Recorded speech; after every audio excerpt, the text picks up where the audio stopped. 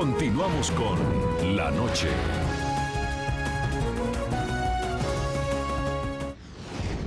La pregunta que nos hacemos es, ¿dónde está la región? ¿Se ha confiscado la propiedad de los más humildes o se les ha impedido llevarse sus pocas pertenencias?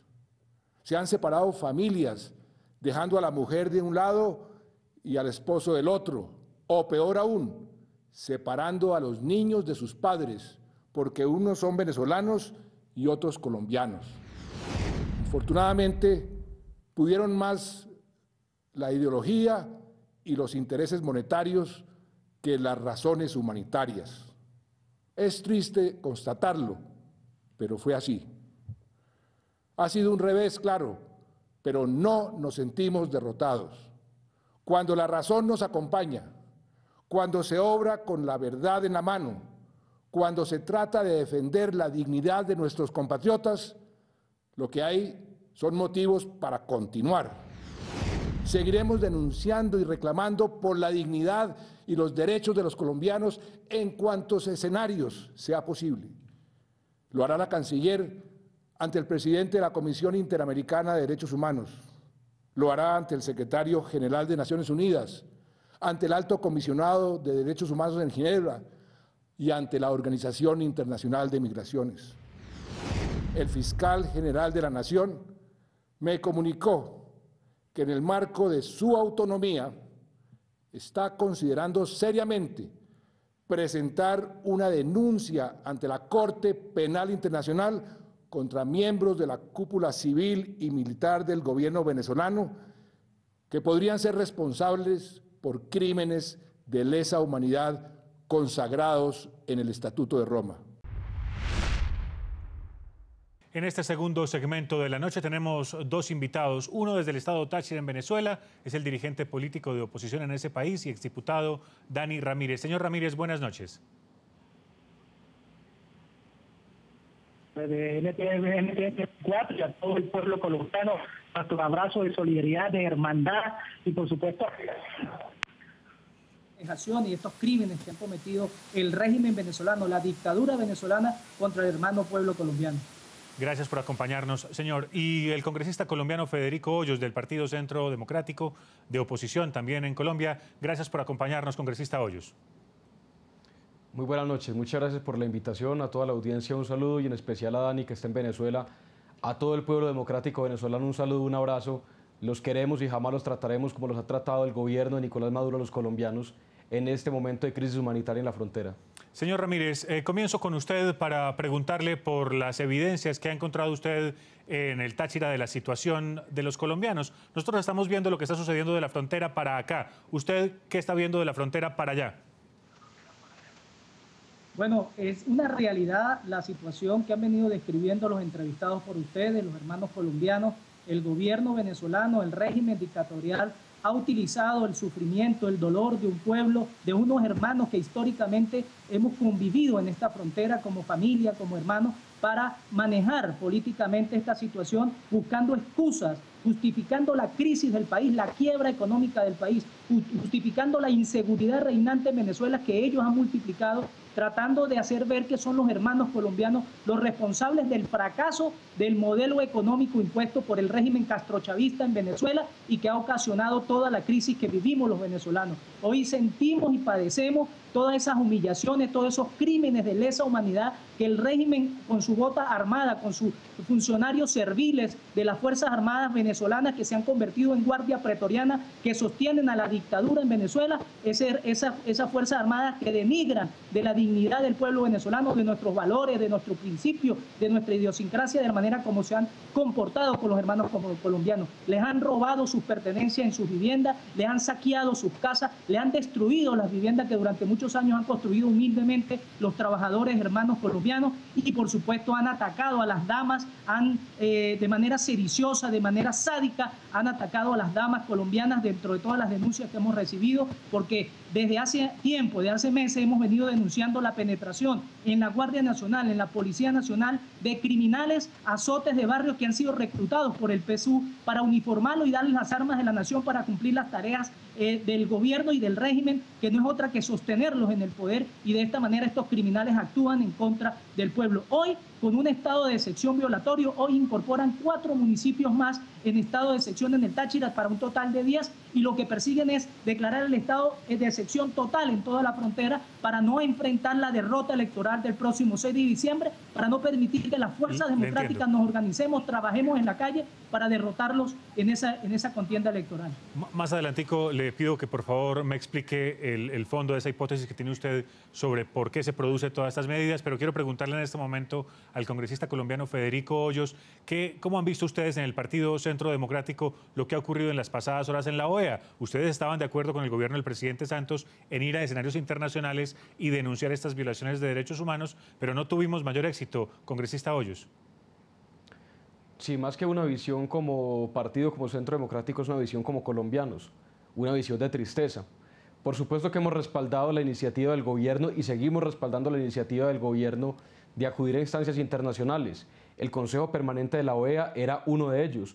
No obstante, no es el único organismo al que hay que acudir. Hay que ir a las Naciones Unidas y a donde sea necesario, congresos del mundo, parlamentos, tanques de pensamiento, y donde haya que ir a denunciar los atropellos de la dictadura de Nicolás Maduro. Y por supuesto, más que como un miembro del Centro Democrático, sino como un colombiano, duele que miembros de la Organización de Estados Americanos, países miembros, le hayan negado la posibilidad a Colombia de tener un debate democrático, de que se expusieran las cartas sobre la mesa sobre las violaciones a los derechos humanos a colombianos y a venezolanos y a la crisis humanitaria que hay hoy en la frontera con Cúcuta. Nos duele mucho como colombianos, como congresistas, como miembros de un partido, pero sobre todo como ciudadanos de este país, que el sano debate democrático que se debe dar ante instancias internacionales esté siendo cercenado por la injerencia de una dictadura que le tiene miedo al debate, que le tiene miedo a la confrontación y que tiene miedo que su atropello frente a la humanidad sea expuesto ante el mundo y ante la comunidad internacional. Se une a esta conversación, a este panel de la noche, el senador colombiano liberal Juan Manuel Galán. Senador Galán, gracias por estar con nosotros. Yamit, por la invitación, y un saludo muy afectuoso a los televidentes de NTN 24 y también a los compañeros de panel. Senador Galán, en las pasadas horas el expresidente de Colombia y actual secretario general de la UNASUR, Ernesto Samper Pizano, ha dicho que él propondrá una comisión de UNASUR para ir a la zona a verificar los hechos y la situación de derechos humanos. ¿De verdad esa es la solución? Pues yo creo que Colombia ha venido agotando los canales diplomáticos regulares y que establece el derecho internacional para darle trámite a esta crisis tan grave que se ha presentado, donde de manera infame, de manera absurda, se ha deportado a colombianos expulsados sin darles la oportunidad de traer sus enseres, de traer a sus familiares, en unas condiciones de derrumbamiento de sus viviendas, de marcar sus viviendas para derrumbarlas, absurdas.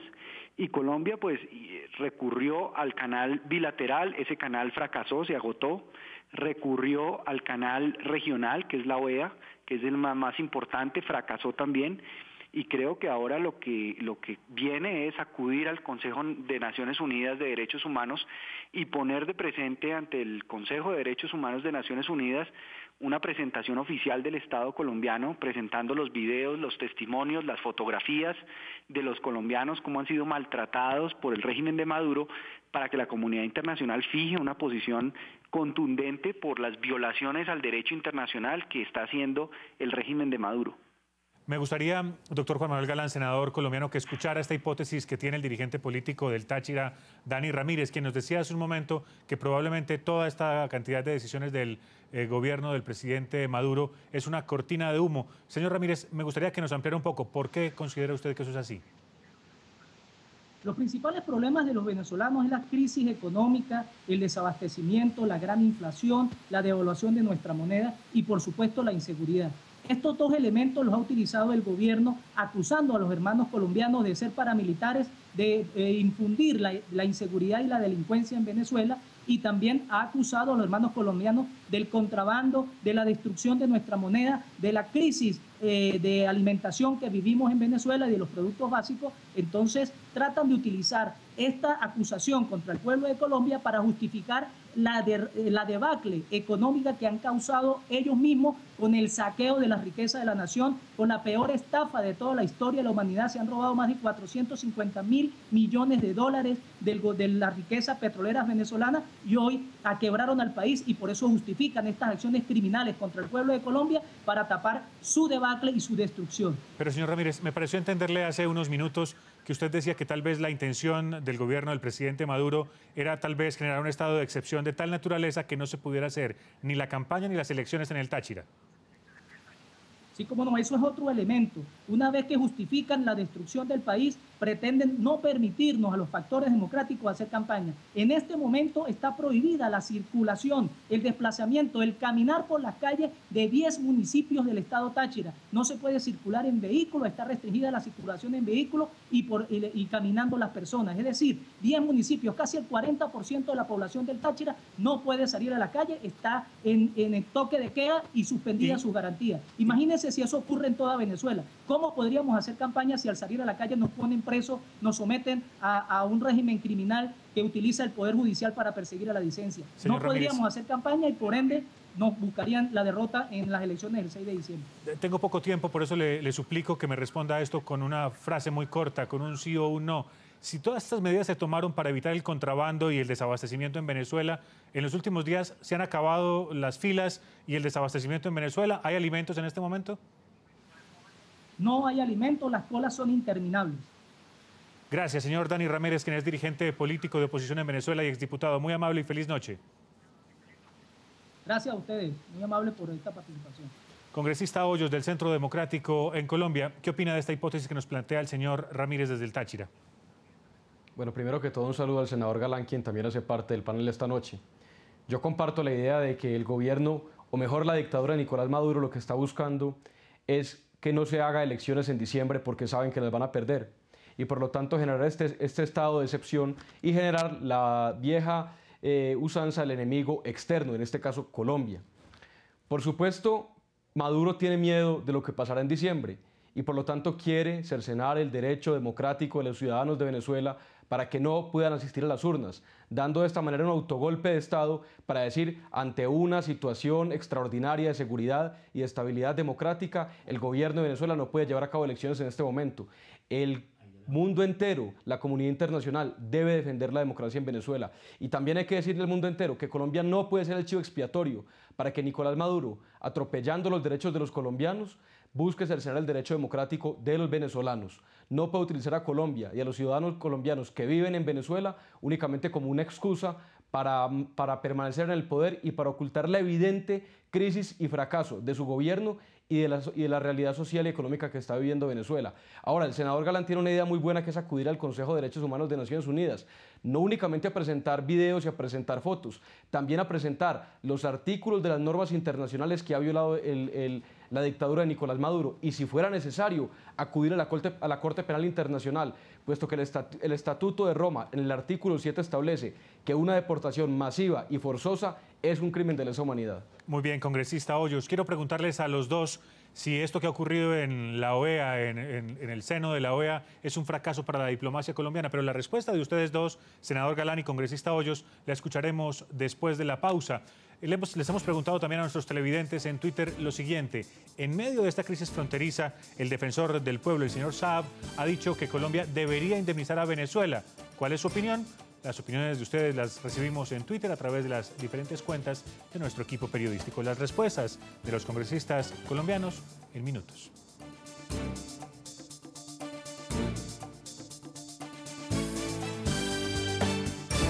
Ya regresamos con La Noche.